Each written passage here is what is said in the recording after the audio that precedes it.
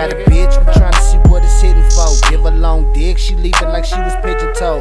Yeah, I'm the man, bitch. Better than any of them niggas that you was staying with. I'm about chillin', my niggas be on the same shit. I pull off in the bucket, we finna lane switch. I'm tryna live it up, and all that hate in your heart. Welcome, I'm Hove, and this is Green Lounge LA, produced by Mad Boots Entertainment and Angel Club House Empire. Today we're having a special segment here at the Sunset Rooftop in a cigar room. And we're probably gonna get real comfortable because I like these. Like, I've slept on a lot of these at other people's houses, so I'm familiar with these couches. But today, all jokes aside, I'm gonna be sitting with a comedian by the name of Brett Will. Also known as I've Been Funny. Yeah. What's going on, Pepe? For a long time. Thank you for coming. We finally made it happen.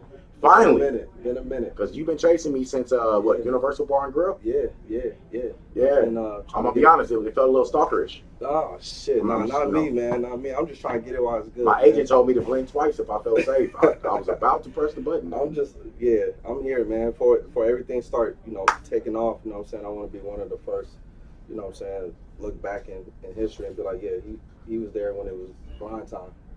So, yeah, you a serious ass comedian, bro. Do you take Prozac or some shit? I mean, nah. Why so serious about comedy? Shit, man.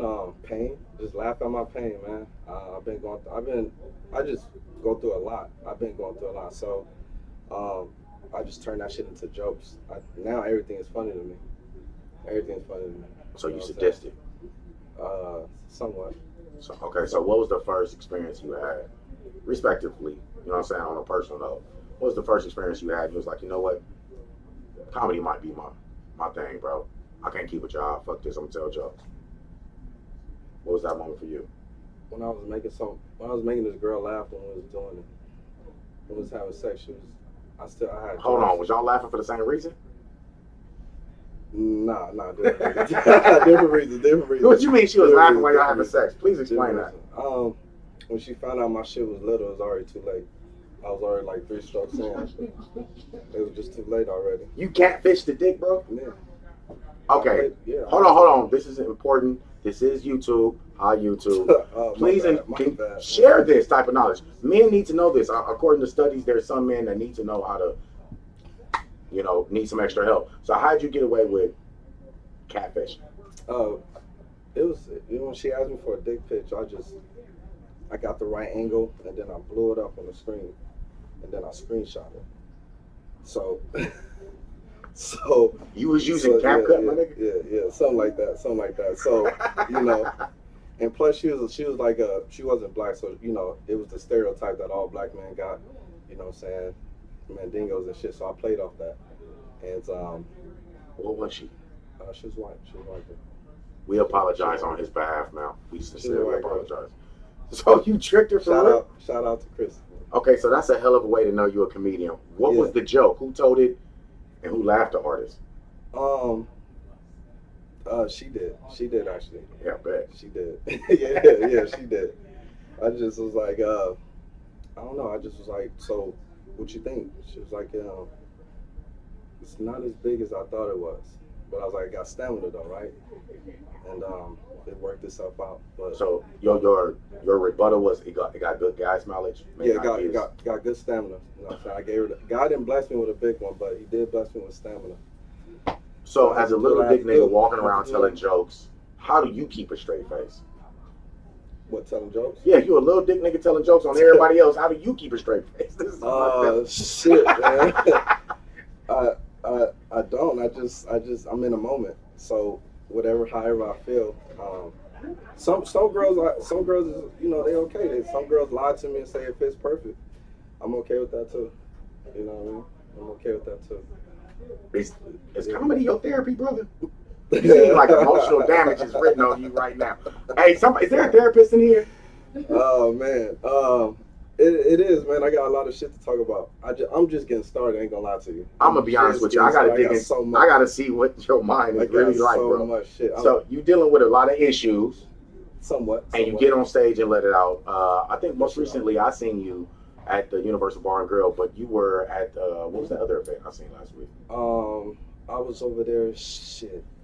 I was over there in Torrance. It was like a gathering It was a place that it was like a warehouse, and it was in construction, and my partner rented it out. It was a nice little area to start, like a little startup. Okay. But it was cool. It was real cool. Dive bar type situation. Yeah, yeah, it sold out. I was surprised. It sold out. People came through. Couple. Oh, I know what you're talking about. You're talking about it was in downtown. And I did a couple, but I think you're talking about the one in downtown. Yeah. When I was talking about the autism superheroes. Yeah, Autism because kids, you yeah. sent me the link to it, and I was like, okay. Yeah, the autism kids. Shout out to the autism kids. My nephew's autism, so So right now, he's a superhero. you guys are in comedy. Comedy is like really sensitive right now. Like you know, you pretty much get sued for everything you can say. For sure. Are you one of them safe comedians that you know I can pretty much turn the channel on, or are you a risque comedian that I low key watch and don't tell people I watch? Which comedian are you? Shit, I'm just gonna I'm just like I'm dark. I can be dark. I'm straight related. I relate. My thing is relating to the people. I like relating to the people. So So, it's situational humor. Yeah. So like all my jokes and everything I get up there and talk about, somebody or like almost everybody can relate to, and that's what makes me unique. That's what makes me. Do you think it's harder to tell jokes now in the Trump era? Like, do you have a polarized crowd sometimes? No, I think it's the best time to tell jokes in the Trump era. I think this is the best time. Why? Shit, man, he actually doing what he actually I made some money off Trump. I made some money off Trump this time. I'm talking about this time. Last time we all made some money off him. This Shout out time that PPP. No, but- this time I did too. You got another PPP? Nah, when he had a reward, I think it was on YouTube or on social media. We had if you turn immigrants in, you get a Does like that shit work? Yeah, it worked. It worked. Who'd you turn in? My neighbors turned them in. Got $1,000. My car note, man. I had to pay a car note. They was African. They be alright though. Hold on. Shout out to Hold on. shout Of out all to the my- people you can send back, you sent some Africans. Africans, man. Shout out to Why'd you do that, bro? because the food. I didn't like the smell. I was tired of it. I was tired of the food. Plus, I knew they had money, so I knew they was gonna come back. I knew they could come back. It was cool. It was safe. My car note was due. All comics do check in. Everybody got their papers in here. This nigga thirsty. That's crazy. Hey man, I gotta tell you the truth, man. They probably gonna come get me though. But I'm out of here in August though. They probably gonna come look for me or something. But Yeah, I hope they don't watch this show. 'Cause they coming for you. yeah, they for sure coming for me. Besides chucking and turning people in, is that snitching low key? Yeah. Probably is. I'll tell them your ass quick. What's up with that? That seemed to be the new movement throughout the world. People are telling. What you obviously have joined that movement. What's the benefit of telling? Like, okay, so look, let me, not like telling on some like some real shit. I want, you know what I'm saying? Maybe not. But like my ex, she came to my crib tripping. Okay. She came to the crib tripping, knocking on the door, doing too much. I had a lady friend in the crib, and she didn't want to leave. She hung in the hall, disturbing the neighbors. You know what I'm saying? She throwing bottles. She tried to hit me. So I had to call the police. I had to get her out of there. I didn't have time. Look, I'm not doing the argument. I'm not gonna go back and forth. I ain't got time for it. I'm just gonna call the police, and I'm gonna get you up out of there. She ain't come back since. I don't think I so. go to her house now. I go to her house. She don't come to my house. What's going on with you, Pepper? Some of this shit ain't jokes. Are you okay? I'm good. It just No, because right now you admitted to Okay, look. like 2 crimes. You sent motherfuckers to jail. You sending Africans back to Africa. That's fucked up. You sent... hey man, hey, I don't know if this shit gonna get out. Hey, I'm gonna have to get security for your ass to walk you to the car. I'm sweating. Man, Do you know what community we in? This is uncut, man. This shit scaring me. All right, so all jokes aside, you're doing your stand up. What's the end goal? Is it stand up? Is it TV show? Is it movies? Right now it's just perfecting the craft, to be honest. Right now it's just perfecting the craft. When people say that, right, that sound like some shit that you're supposed to say, like an acceptable political answer. But what does that really fucking mean? It means it's levels. You know All what I'm right. saying? So Level one, what is it? yeah, What's level one? Level one is finding your voice, finding your lane in this thing, finding out who you are, what people like about you. You know what I'm saying? What people find funny about you. Some people may not find you funny, but they may come see you because they may like the way you wear your pants. They may like the way you carry yourself. You're just a good person. You know what I'm saying? And they'll still come see you. So once I find why people come see me and why people mess with me and fuck with me, it's gonna take off. You know what I'm saying? So that's what I'm looking for right now. Everything else is gonna follow. So I'm chasing the dream, the game. Me chasing the game, everything gonna come with the game. So I'm just. I gotta ask a question because like we in like Hollywood, like right now, for real. So there's a bunch of funny motherfuckers. How delusional do you need to be to think that you're gonna make it? You just gotta be believing yourself. You gotta be realistic too. You know what I'm saying? At the same time. Like, how much do you need to be delusional and how much you need to be realistic? Is there a balance to that? I wouldn't too much entertain that delusional because it'll throw you off. You know what I'm saying? I think if you just figure yourself out and learn yourself and believe in yourself and know that this is what you gotta fall in love with this shit. This shit gotta be a passion. You gotta eat, sleep this shit for it to work. So you gotta like start like as a class clown in Audubon or something. You just gotta have it in you. You just gotta be in you. Just naturally in you. And so, All right, let's see if it's in you. We'll test you right now because I love comedy. I ain't gonna front. Top 3 comedians and why? I'm gonna say Mike Epps. Mike Epps because he's number 3, 1 or 2. He's number. I'm gonna say number 1. I'm gonna say number 1 for me. That's for me. That's an interesting because Mike, you went over Eddie Griffin. You went over the OGs for sure. You went over the OGs. You went right past them. I listened to them. I grew up like listening to their comments, but I was real young, so I didn't really understand that. You know what I'm saying? I grew up like with Cat Williams, with Mike Epps. Who else I fuck with? Mojo, I fuck with him. These are like my core, my people I grew up looking at and watching and shit like that. Yeah, you know what I'm saying. But much respect to those who came before them, who paved the way. Sometimes I do go back and watch them and see where all this shit came from and how this shit all happened. And you chose Mike Epps as number 1 though, over Kevin Hart. Kevin Hart cool, but he you say like that cool was like no, a little slighted though. Kevin Hart is he's a legend. He's a legend. It just go ahead and say the butt. The reason why I don't know Mike Epps because he's physical and he cover all ends. To me, he's more relatable. Yeah, brother, I see you now. He's more relatable. You know what I'm saying? The nigga been in jail. You know what I'm saying? The nigga been in poverty. Not saying Kevin Hart haven't, but Mike Epps so dope. This nigga that sold crack and shit. And I appreciate each and every one of y'all coming out tonight. It ain't about me, it's about y'all. We about working on our craft here at Sunset Rooftop on the Tuesday. A lot of ways. You say you came out the struggle, so I gotta ask you, what do you mean the struggle? But you live in Culver City somewhere, or the struggle? Just coming from South Central, man. Your mama ain't coming home. Like, she leave you with your grandmother. Your grandmother gotta take full custody, and your mom and dad out there doing their thing. And you just gotta make it happen. You just gotta do the best. You're coming out of South Central. And what about the struggle, right, that you just described?